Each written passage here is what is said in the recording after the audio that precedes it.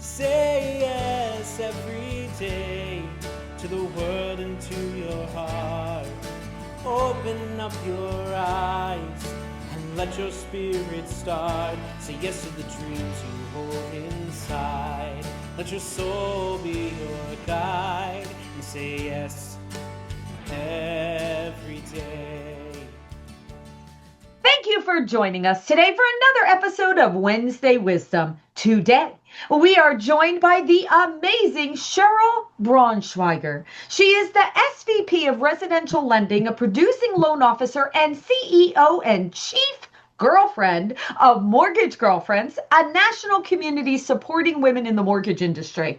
With more than 30 years of mortgage lending sales and leadership, Cheryl blends real-world experience with heart-centered communication in order to help clients and professionals feel good, smart, and capable of every decision. Cheryl, thank you so much for joining us today. And the way we kick it off on Wednesday Wisdom is we start with, if you were to share one piece of advice, something that really sits with you, that you apply to your life, what would you like to share with our audience? Oh, I've been thinking about this, and thank you so much for such a nice, warm, welcome introduction. I sound pretty good. After 30 years, that it's gratifying, right? So I think that the greatest piece of advice, I go to my business, right, to what is happening in the mortgage world, and that the primary job of a mortgage professional is to help people make decisions, be a decision catalyst. And early on in my mortgage career, I didn't know how to do that. I was looking at other people. And so something fun that I think of is, I try to say, you have to be a professional mind maker upper. You have to help people make up their minds. And helping them do that is by asking a lot of questions and being super curious and leading them to the decision, not telling them the decision. And so the best piece of advice is let people come to their own decisions based on your guidance, not your demand or not your, advice that might not be coming from the right place if you haven't spent enough time to find out the situation. Number one, kudos, love it, love it, love it. Such a phenomenal piece of advice. And again, I'm just as passionate as you are about the mortgage industry. And yes, both of us have had our entire careers, in this wonderful industry. And sometimes you see people that are not career mortgage people. Maybe they're people that are newer to the industry or people that have jumped in and out and kind of done different things. Sometimes they do lead people in a certain direction where they haven't asked enough questions and they haven't been curious enough and they haven't allowed it to organically get to where it needed to be, right, based on having the whole story. Sometimes you're missing pieces of, where do you want to be 5 years from now, right? What is your ultimate goal with this property or where you're living or your financial situation, right? These questions will get you to, like what you said, where they're making up their own mind, right? But they don't even know to share that information with you unless you ask the questions. So I really love that, Cheryl. So come on, keep this conversation going. Let's go down that road and educate. Let's do it. Yeah. One of the things that I love is getting to know people and being super curious. And, I think if we start making decisions on their behalf, we are manipulating. We are doing things for our reasons, versus if we help people come to decisions that they decide are good for them, it's more influence and persuasion, which I feel much better about. And when you talk to somebody about what's their past, what's their present, and what's their future, we can create that context to really be, great partners for life, good friends. I mean, I cannot tell you over the 30 years how many people turned into friends. And I believe that in my heart, it's because I just did the right thing and they made their own decisions. Yeah. I love that so much. And that's the way it should be, Cheryl. The number one, anyone that comes and works with you in real estate or in mortgage, you're vulnerable.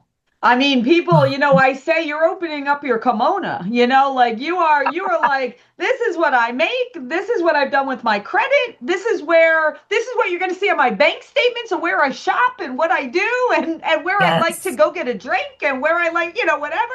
I Yeah. mean, you are completely exposed of Yeah. everything. I was divorced here. I was whatever, right? Whatever those are. And it's really frightening.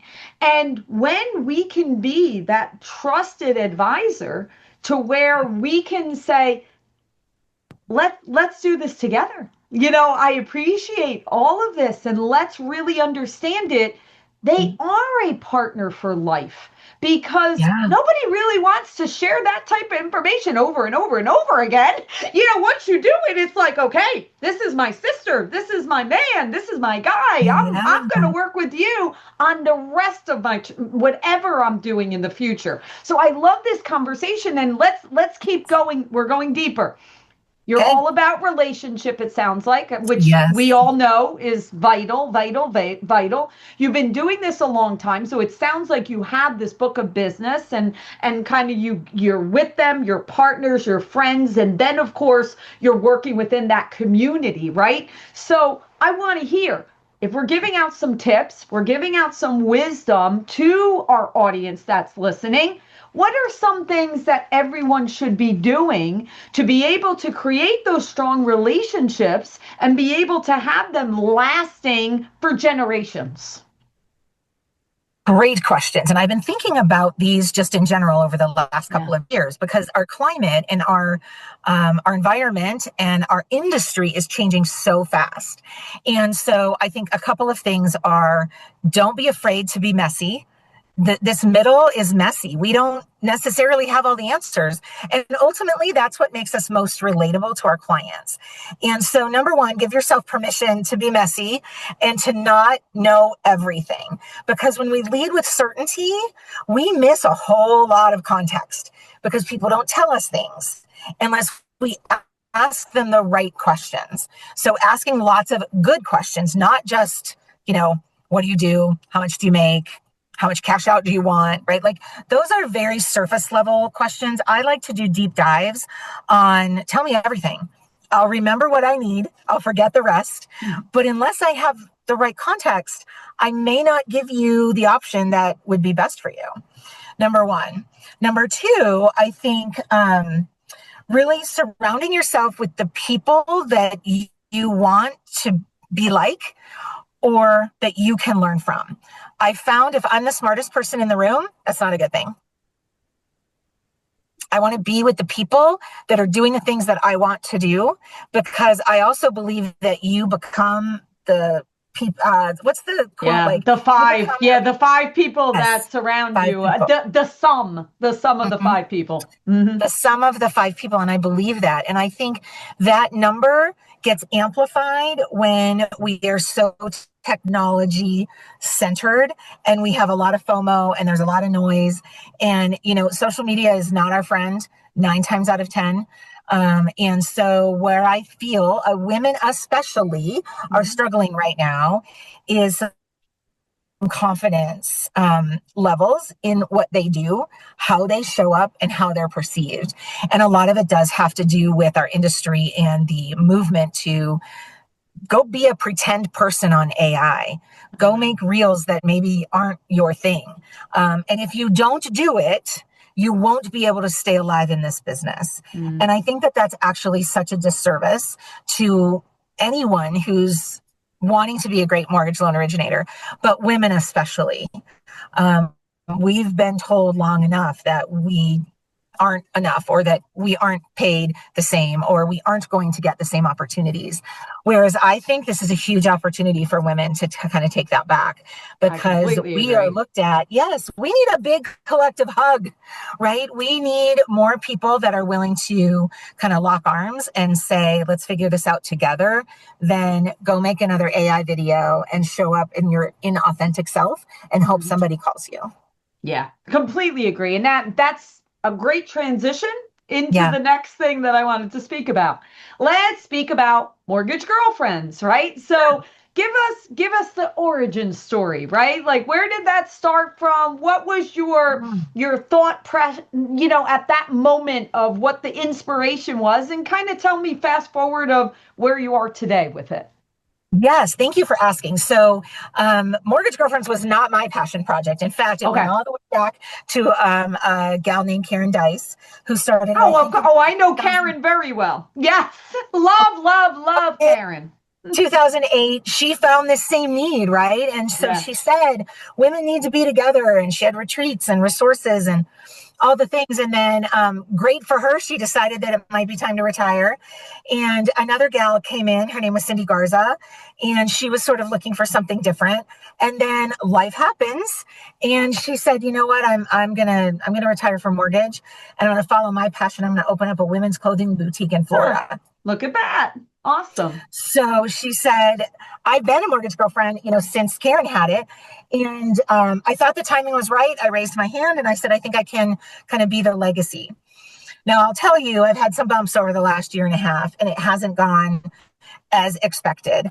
But starting in January of this year, I have a renewed inspiration and renewed passion for making sure that I come out in Q2 ready to go. And so this is an online community of women that support each other, whether it be I need to lock arms and get some education, or I need inspiration, or I just need somebody else who knows what I'm going through, who's not a bro, who's not bro culture, who doesn't necessarily understand how we need that collective hug, and we are okay to be relationship building instead of just, note taking and here's your option. So Mortgage Girlfriends for me is something that I'm very excited about for the future, and where I can take it.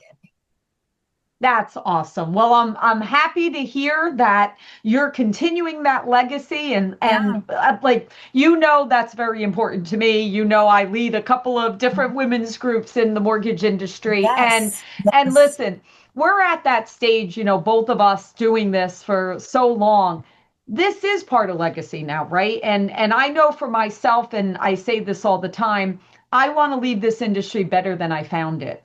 And the only way that any of us do that is by being present, showing up, sharing, like you saying some of these things you're doing from the relational side, and asking questions and leading, not getting people to go where you want them to go, but actually having enough information to take them where they need to be. That's such value that you have to keep doing that. We all need to keep doing that. Every single person that's listening to this right now, you all have something to offer. And we have to raise our hands, open our mouth, be in the front of the room, lock arms, as Cheryl just said, together, because that's what makes this world wonderful. At the end of the day, we're not going to turn into a bunch of robots all repeating the same AI quotes, on the technology.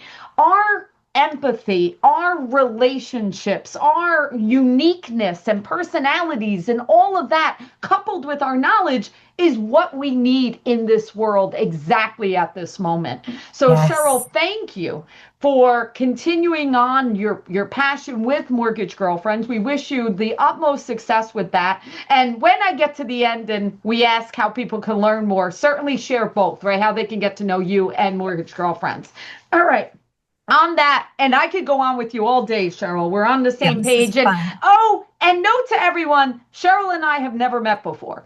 So it's always funny that people think everybody on the podcast, like people have known each other for years and years and years. We don't know each other. So how beautiful. I love when that happens, that great people can come together, and now we do know each other. And now in the future, we're going to continue to grow our relationship. And everyone, we encourage you to do that.